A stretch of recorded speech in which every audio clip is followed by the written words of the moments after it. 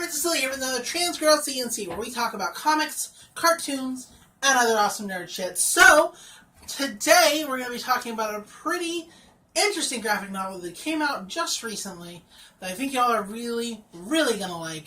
I mean, especially if you enjoy. Well, we'll get into that. Let's not get ahead of ourselves. We'll talk about that. But before we do that, let's take a look at something that you might have missed.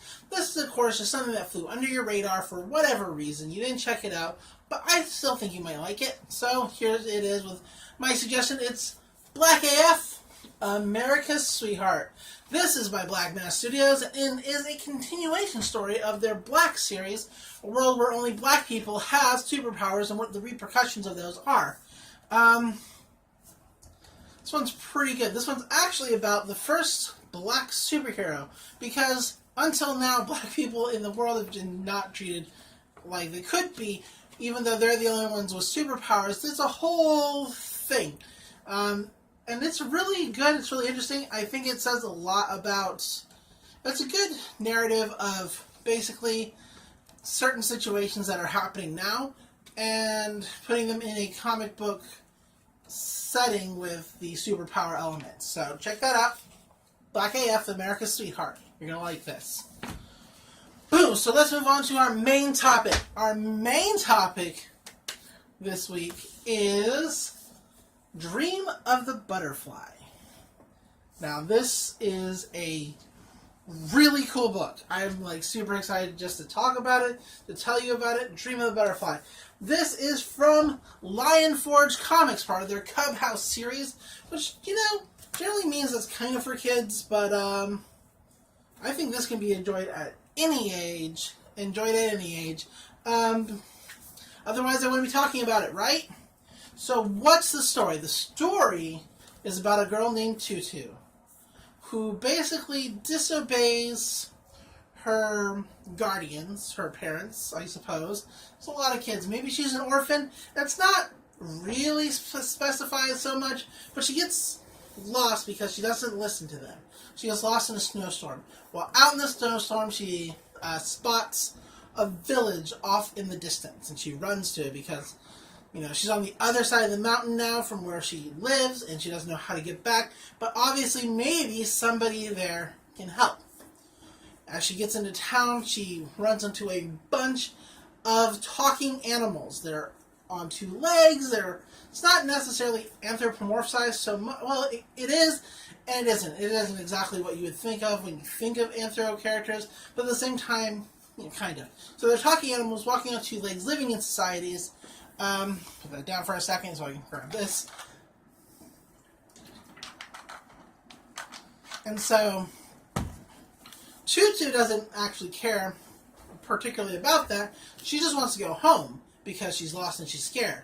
Well, it turns out that being a child, a human child, is a crime for whatever reason. It's not really explained. She asks why it's a crime, and they're like, well, it just is. Of course it is. There's nothing worse than being a little girl out in the streets. And so she gets sentenced to work in a factory, right? And to live with a bird lady who feeds her worms. She never eats the worms. We're going to kind of talk about that a little bit. But she discovers that their society isn't exactly the most efficiently run, and at every turn there are spies, rabbit spies that work for the government. For the emperor, to be exact. There's an emperor. Yep. And he's an interesting character. You never really actually get to see him. He travels the world in sort of by controlling robots and seeing what they see. And each robot is either clunkier than the last one, or it's bigger than the last one. It's always changing, always different how he's presenting himself. You meet him because he invites Tutu to the opera, which turns out to not be... It's a real shit show, just to put it mildly. But yeah, so he invites her to the opera. It's a real shit show, and it seems like he keeps trying to impress something upon her. And she soon discovers that she's wanted on all sides by not only the emperor, but a figure called the Flying Bandits, as well as actual other street kids who hide underground. All of them want her to find the butterfly who can survive winter. That's why it's called Dream of the Butterfly. And she doesn't know why she's the one that has to do it.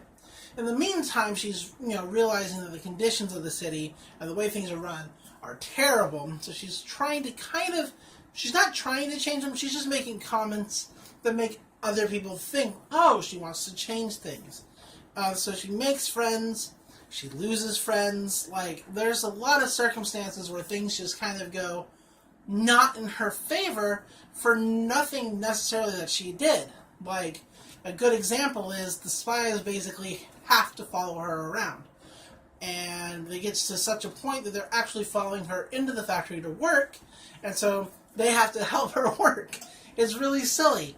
But things go wrong, and she gets invited, more or less, to kind of join like a labor union, but they're like, she can't be trusted because all the dumb spies are around her. She's probably working for the Emperor, and somebody tries to defend her, and she's like, well, the spies really aren't, that bad. And then everybody just shuns her. Like, they're like, oh, we can't trust you because you're sticking up for the spies.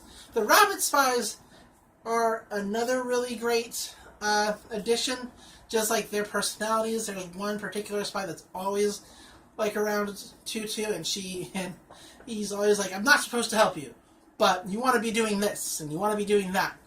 Take this bus to get to where you need to go, but I didn't help you, I didn't say anything. And so I really just enjoy it a lot. This is just part one. There's a second part coming out, so I can't wait to talk about that when it does come out. Why do I like this? Other than, like, the gorgeous... Let me just see if I can find, like, a really good one to show you. The gorgeous visuals in this book are just, like, amazing. And it's like...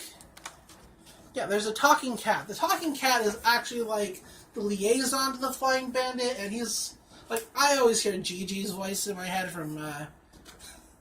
from Kiki's Delivery Service. Like, that's exactly what this character would sound like to me.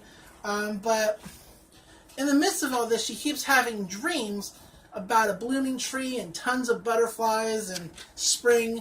I should mention that the world that she finds herself in is in, like, an eternal winter. Like, it's always winter, all the time. And so, and she's always finding herself, like, just getting colder and colder. And so what I really think about, I have a theory about that. Boom. One more time. Take a look. This is brilliant. Dreams of the Butterfly. Buy it. I have some theories about this, but why I like this, and we'll talk a little bit about the theories, but why I really like this is, like, I don't know if they set out to make a Miyazaki film in comic form, but it really has that feel and that undertone. You can really feel the heart and the imagination and the world, in the world that this is set in, and sort of where it maybe got some ideas from. Especially in just the way the characters interact with each other, how they talk. And I do think it does pull from Miyazaki, and that's not a bad thing. It's definitely, if it did, it's definitely like the most sincere form of flattery I've ever seen to Miyazaki in his work. It's so good. It's really good.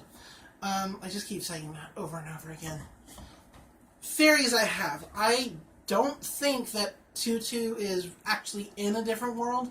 I think she's just lost in a snowstorm and is, passed out. And finding the butterfly that survives winter is the way to wake her up, and she doesn't know that. Because I'm getting some real Over the Garden Wall vibes, too. Like, this is just a really good mixture of some great works, or at least the themes that they're pulling in. And I would be remiss not to say, hey, this reminds me of this, or this reminds me of that. It's probably why she doesn't have to eat, because she's always rejecting the food that she's given, because the food's gross. She's given worms and grubs and things like that, and that's not something a little girl eats. She's a human little girl. She just wants regular food, and nobody's offered that to her. And so she doesn't eat. She just keeps giving it away to other people, but that doesn't seem to be a problem for her in this world, that she goes through multiple days without eating.